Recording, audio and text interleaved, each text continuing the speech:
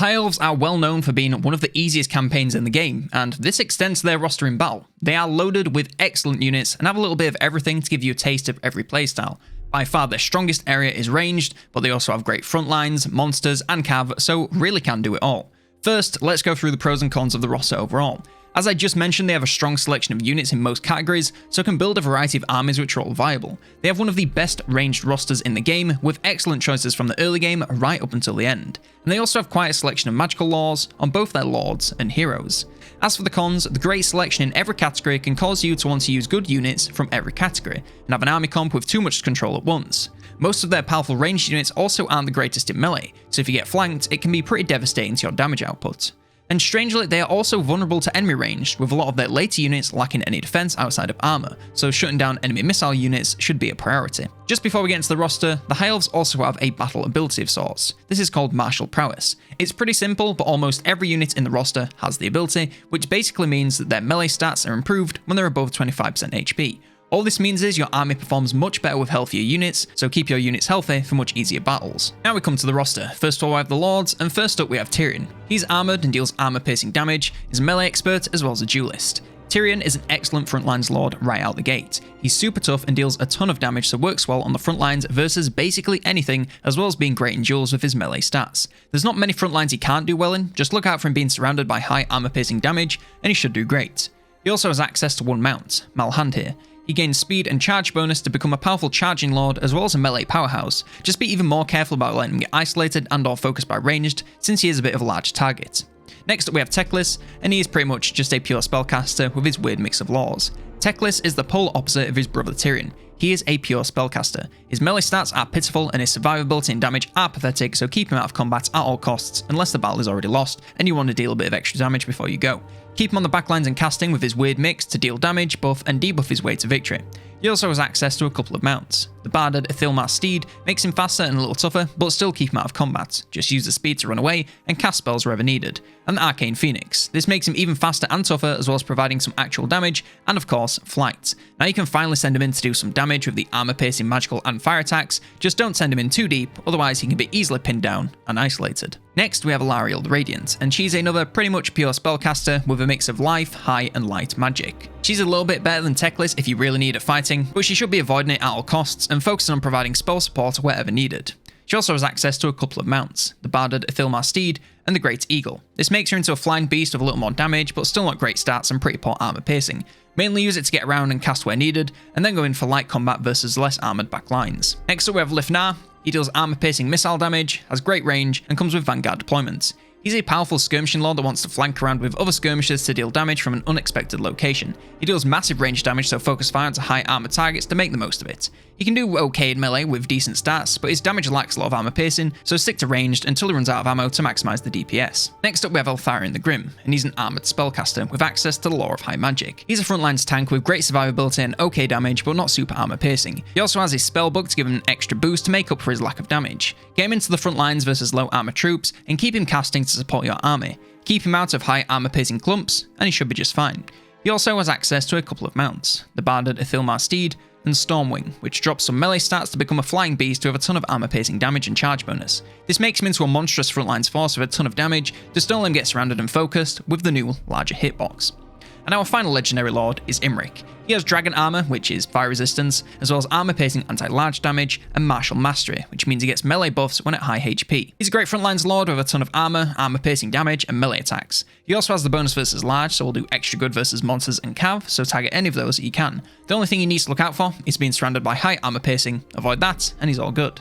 He also has access to a couple of mounts. Mortirius is pretty much just a better steed, so makes him much faster and gains a ton of charge bonus. And Menethir, which sees him become a giant dragon unit with a ton of attack and damage, as well as a massive hitbox. Get him into the front lines, just look out for melee and range focus, since he is so large. Next up we have Alistair the White Lion. He's armoured, deals armor piercing damage, and is a melee expert, as well as having a lion cloak, which grants him missile resistance. He's a decent frontlines lord with great stats across the board. Stick him into combat versus pretty much anything on the front lines, and he'll do a good job. Just don't let him get in too deep alone, as his defense will eventually let him down versus high enough damage. He also comes with a few mounts, the Great Eagle, the Lion Chariot of Krace, which makes him into a great charging lord, as all chariots do. If you can handle the micro, the damage potential is great, but if not, you should avoid this, as he can easily go down if left in combat.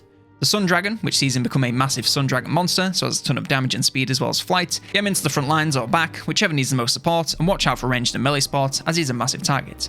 And the Star Dragon, which is pretty similar to the Sun Dragon but gains more damage and a little less speed. Next we have the Archmages, and these are pure spellcasters with access to the lore of beasts, fire, shadows, life, metal, death, light, high magic, or heavens. These are pretty much pure spellcasters with weak stats for everything else. Keep them on the backline safe and casting, and that's all there is to it. They also have access to 4 mounts: the Barded Ithilmar Steed, the Ithilmar Chariot, the Great Eagle, and the Moon Dragon. Next up we have the Princes. These are armoured and shielded and melee experts. These are basic frontlines lords, more focused on being alive than dealing a lot of damage. They have decent armour and melee stats, but their damage is a bit lacking in the armour piercing department. Get them onto a front line against low armour targets, keep your troops encouraged and deal a bit of damage here and there. Avoid high armour piercing damage, and they should be just fine.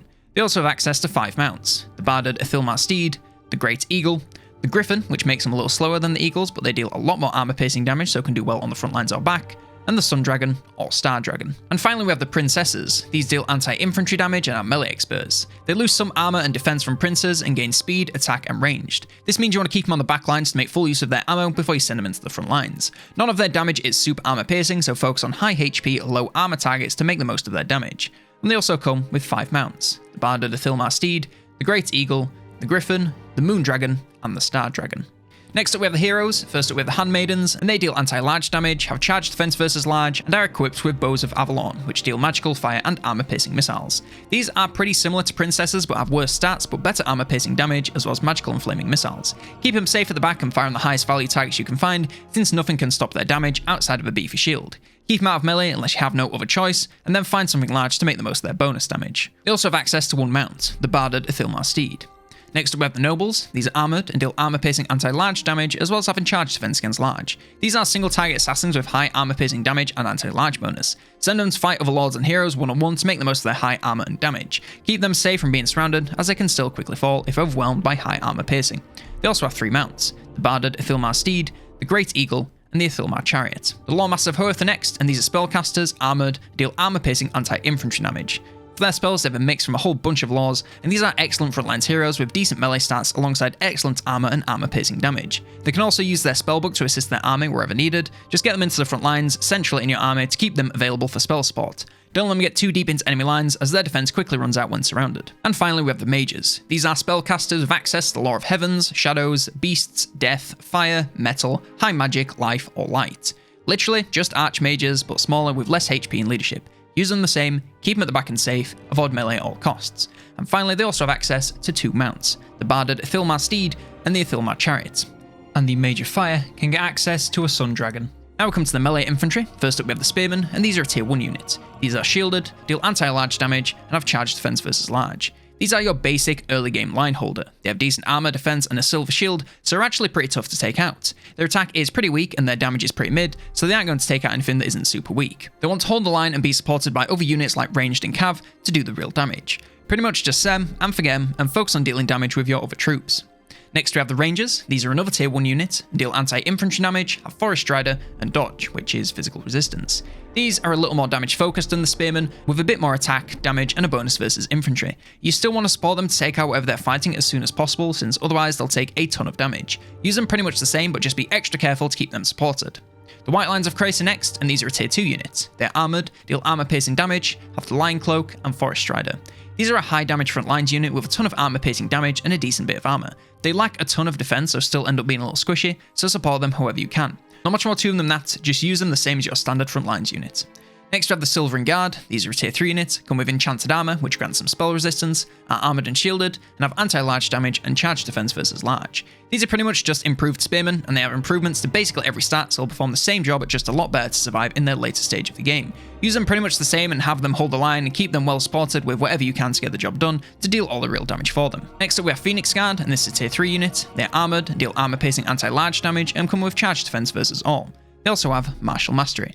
These trade a little survivability for a lot more damage, since they drop the shields and some defense, but gain a chunk of attack and some armor piercing damage. This makes them great front lines, both holders and damage dealers, as they have very tough armor, but also great damage. Still use them the same as any front lines unit to keep them alive and get rid of enemies as soon as possible. Hold that line and give them plenty of support to deal all the damage, and get rid of enemies as soon as possible. Focus on any large targets you can to make the most of their bonus damage, and be sure to get rid of ranged units before they move up, otherwise they can get a little bit picked apart with their lack of missile defense. And finally we have the Swordmasters of Hoth. These are a tier 3 unit, are armoured, and deal armour-piercing anti-infantry damage, can deflect shots without a shield, and have martial mastery.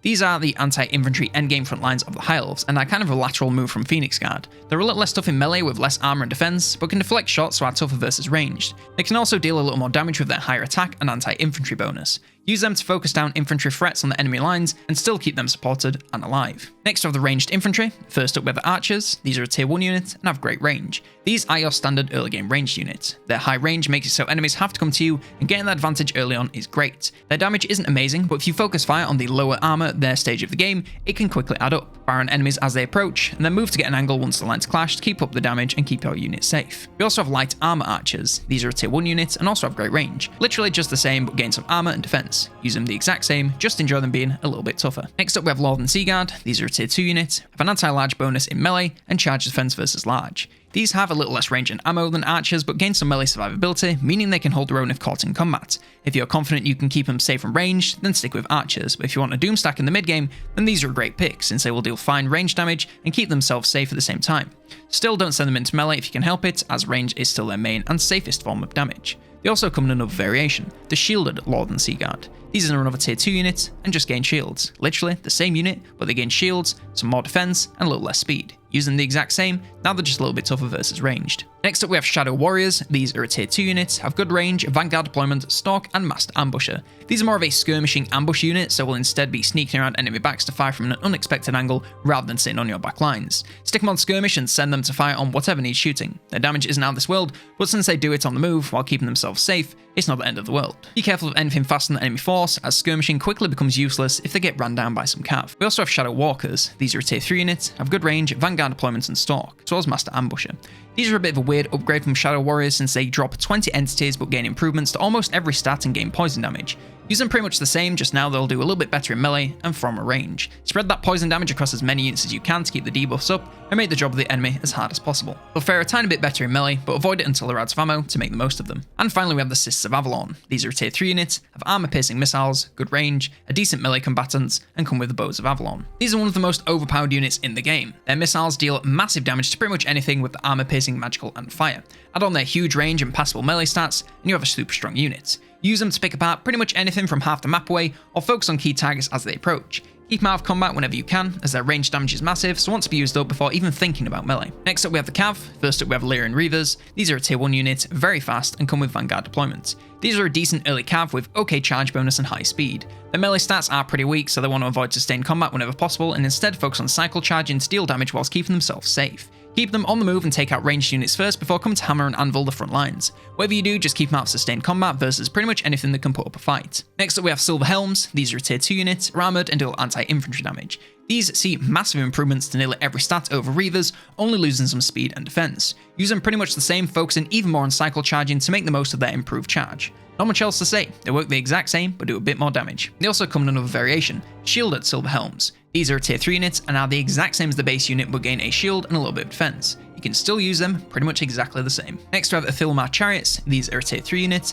are armoured and deal anti-infantry damage. Like any other chariot, they require a ton of micro to use, so keep them on the move at all times, charging in and out of enemy lines to make the most of their insane charge bonus. Do not let them get bogged down in combat at any point, as their large hitboxes and low defense will spell a quick death. Keep them moving first, tearing apart the backline, and then moving on to the front. They're pretty fast, so you only have to worry about them getting pinned down by the quickest cavern monsters, so as long as they keep moving, they should be safe. We also have Line Chariots of Krace. These are a tier 3 unit, are armoured, deal armor-piercing anti-infantry damage, and have line pelts. These work pretty much the exact same as the Athilmar Chariots. They have less armor and defense, but gain HP, speed, attack, and a ton of armor-piercing damage and mass. And finally we have the Dragon Princes. These are a tier 3 unit, come with dragon armor, are armored and shielded, and have martial mastery. These are the endgame shot cav of the High Elves. They gain improvements to everything but speed and defense over shielded Silver Helms, so do the exact same job but even better. Their charge is devastating, so keep them cycle charging at all times to make the most of their massive bonus damage. Avoid sustained combat whenever possible to avoid them taking too much. Do all this and they'll do fantastic work. Next up we have the Missile Cavern Chariots. First up we have the Illyrian Reaver Archers. These are a tier 2 unit and are very fast, come with vanguard deployment and can fire whilst moving.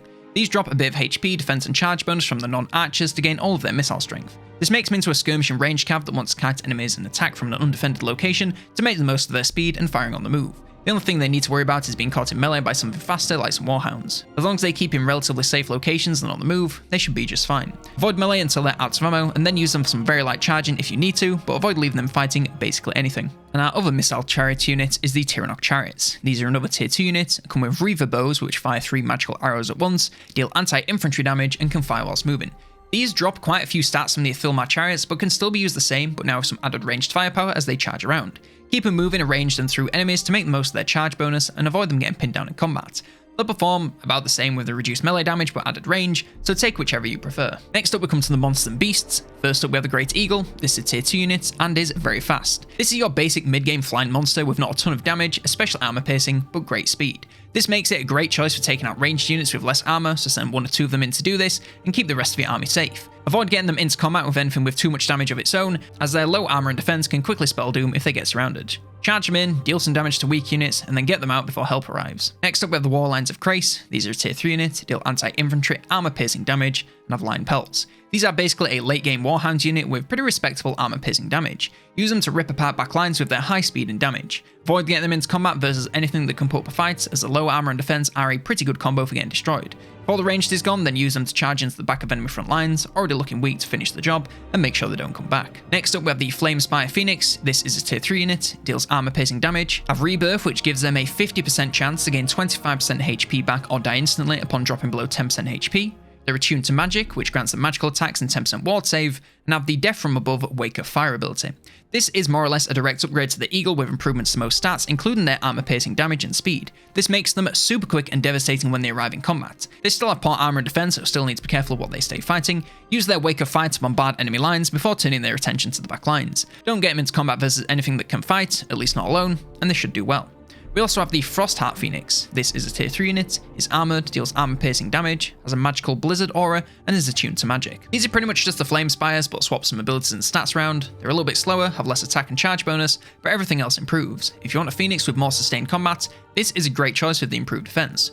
Otherwise, the Flame Spire ability is much preferred. And our final Phoenix is the Arcane Phoenix. This is a tier 3 unit, deals armor piercing damage, has Rebirth, is attuned to magic, and has the Death from Above Ember Storm ability. This is kind of the best of both worlds since it has a powerful ability that can deal massive damage with little risk to itself, whilst also being a competent battling monster. This should be the go-to Phoenix since it really can do it all. Use it the same to focus large clumps of its ability before targeting backlines and then finally coming back to the front lines once it runs out of targets. Next up we have the Sun Dragon. This is a tier 3 unit, has the Sun Dragon's Breath ability, deals armor piercing damage, causes terror, and has scaly skin, which is missile resistance. This is a much larger and slower beast than any of the Phoenixes, so is more suited to the front lines with the massive area attack damage it can do. Use it to assist your front lines versus clumps with the breath ability and massive damage. Of course, keep it safe from being surrounded by high armor piercing and anti-large damage, as well as being targeted by range, and it should do great work. With the massive damage, it can also duel monsters, so as long as it's fighting something, it's going to be doing great work. We also have a couple more dragons. The Moon Dragon, which is a tier 3 unit, comes with the Moon Dragon's Breath ability, armor piercing damage, causing terror, and scaly skin. Pretty similar to the Sun Dragon, just a little bit slower, but with more damage, HP, and leadership. Use it exactly the same, and it'll just do better. And the Star Dragon, which has the Star Dragon's Breath ability. Again, basically the same as the Moon Dragon, just a little bit slower to get a little bit stronger in combat. Use it the same, it's just bigger and better. And our final unit is the Eagle Claw Bolt Thrower, our one and only piece of artillery. This is a tier 2 unit, has armor piercing missiles and the multi-shot ammunition. This is a great mid-game artillery piece with 2 firing options for infantry and single targets. Choose your ammo and fire it over a huge range for massive damage. Whatever you do, just keep it safe from being caught in combat as it will go down in seconds and is of course a huge waste of the damage potential with all that ammo. Make sure to switch ammo types for what you're fighting to make the most of that bonus damage and you should do great. Now we come to the regiments for now. I'll call out each unit, what it's a unit of, and the differences between it and the base unit. The Scions of Mathlan are a spearman unit and gain the Aura of Protection ability. The Pure Main Company are a White Lines of Krace unit and gain armor sundering attacks and the Guardian ability. The Keepers of the Flame are Phoenix Guard and gain magical attacks. The Talons of Torquelada are a light armor archers unit and gain missile strength, fire ammo, poison attacks, martial mastery, and fire resistance. The Storm Riders are a Lord and Sea Guard unit and gain fear, vanguard deployments, and can fire whilst moving. The Grey are a Shadow Warriors unit and gain the Loic Shroud ability and snipe. The Everqueen's Court Guard are a Sisters of Avalon unit and gaining courage and the Banner of Avalon. The Fireborn are Dragon Princes and gain fire attacks and lose 1 defense. The Heralds of the Wind are Illyrian Reaver bows and gain speed, defense, and charge bonus. Raghar's Pride are a Warlines of Krace unit and gain the Mighty Roar ability. And the Omen of Azurin is an Arcane Phoenix and gains the Omen of Hope ability. The High Elves also have access to a lot of units that are only accessible in certain locations or while playing certain factions. The Dryads, Treekin, and Treemen are only available to Alariel and are only recruited in-game Vel. Dryads are the exact same as the Wood Elves unit. They're a fine, less defensive front line, but I'd still stick with Spearmen for the High Elf playstyle. The Treekin work nicely as monsters to bolster the front lines into their mid-game, and the Treeman is a great late-game monster to assist in the front lines. We also have all the units that are unlocked via the dungeons of Athel Tamara. The Sentinels of Astaril are very improved shielded Lord and Sea Guard. They gain more armor, range, missile strength, as well as armor-piercing shield breaker and imbued ammunition. The Spire Guard of Tor of Res are pretty much just vastly improved Lord and Sea Guard. They gain improvements to basically every stat aside from speed and charge bonus. The Athel Tamara Faith Bearers are basically a sword version of the Silveren Guard with improved armor, attack and charge defense but reduced melee defense. The Skyhawks are a skirmishing missile unit with low range and passable melee stats even with their low defense. Use up all their ammo and then move them into melee to make the most of their attack and bonus versus infantry. And finally the Knights of Torgaval. These are a powerful flying cav with 4 Griffin Riders. They have excellent charge and mass and spectacular damage. Fly them in versus pretty much anything and they'll slaughter. Just don't let them get bogged down since their defense is pretty poor and their hitbox is pretty thick. We have the Gate Guard, which are only on the garrisons of the Gates of Ulthuan. These are slightly improved Lord and Sea Guard, making them slightly better across the board. The Hand of the Shadow Crown is the summonable hero in the Nagarith faction. This guy is basically Lifnar, but with worse attack and leadership. And finally we have Imric's legendary dragons. Gruwar, the Protector of Life, is an improved forest dragon from the Wood Elves. Gordinar, the Champion of the Flame, is an improved Sun Dragon. Lamaru, the Frozen Breath, is an improved Moon Dragon. Shakalot, the Calamity, is an improved Black Dragon from the Dark Elves. And Yumrath, the Eternal, is an improved Star Dragon. And finally we come to army compositions. In Warhammer 3, every unit has a tier from 1 to 3, and I'm going to use these tiers to make you armies for the early, mid, and late games that you are set for every single step of your campaign. First up we have tier 1, we're going to go with an Archmage of Shadows as our lord, 8 Spearmen for the front lines, 8 Light Armor Archers, and 3 Illyrian Reavers. The Archmage of Shadows will need to get some levels under their belt before they become useful, so to start with, keep them safe and casting their meager spells whenever possible. The Spearmen will hold back pretty much anything in the early game, and keep them still so your other units can do all the damage. The Light Armor Archers will be the main damage dealer and pick apart most armies before they even get close, and the Reavers will be used to target enemy ranged units before coming back to do some cycle charging on anything left on the front. Coming to tier 2, we still have our Archmage of Shadows. We're now picking up a Handmaiden of the Everqueen. For the front lines, we're going to go with 6 White Lines of Krace. For the range, we're going to go with 6 Shielded Lord and Sea Guard. We're going to go with 2 Great Eagles, 2 Silver Helms, and 2 Eagle Claw Bolt Throwers. The Archmage should be on a mount and have a few more spells under their belt, so be a lot more active in battles, though still avoiding combat. The Handmaidens are going to keep close to your ranged units, keep them as buffed as possible, and deal some decent damage themselves. The White Lines aren't the tankiest front line, but they will deal some great damage, and if you keep them supported, survive just fine. The Sea Guard will provide all the range support you need whilst keeping themselves safe from most forms of damage. The Great Eagles will go after the enemy ranged units to keep your army safe. The Silver Helms will help on the back lines before coming back to cycle charge the backs of the front lines. And the Eagle Claws will target large and infantry units with their different ammo types to take out whatever they need to. And finally we come to tier 3. Still have the Archmage of Shadows, still have the Handmaiden of the Everqueen, but the front lines have now been upgraded to 6 Phoenix Guard. We've also got 6 Sisters of Avalon for our ranged. We're going to go with 2 Wall Lines of Krace, 2 Arcane Phoenixes, and 2 Star Dragons. The Archmage should now be on a dragon of their own and have their full spellbook, so be a terror wherever you need them with casts and combat. The Handmaiden should be on a mount, so keep themselves safe whilst buffing your ranged troops and dealing some damage of their own. The Phoenix Guard will be a defensive front line to keep back pretty much anything whilst dealing some massive damage of their own. The Sisters will deal the majority of the damage, so keep them alive at all costs, as they really are so damn strong. The Wall Lines will deal with enemy ranged and loop back to take out retreating units for good. The Phoenix will help with clumps with their ability, as well as taking on ranged troops in melee, and the Dragons will help the front lines with their breath abilities and massive melee power. And that's everything you need to know on how to play High Elves in battle. We've got the greenskins coming next, so subscribe if you want to see that. Hope to hit 50k by the end of the year, so I sure would appreciate the assistance. If you enjoyed this video and or found it useful, then consider dropping a like. If you really enjoy the content and want to support it directly, then consider becoming a member on YouTube or a patron on the Patreon. Doing so gets you early insights into future content, increased voting power, discounts on merch, as well as shoutouts at the end of videos like Henry Tucker for his support at the Officers tier. Thank you to all supporters. One last thank you for watching, and for now, I've been Colonel Damneders, and I will see you next turn.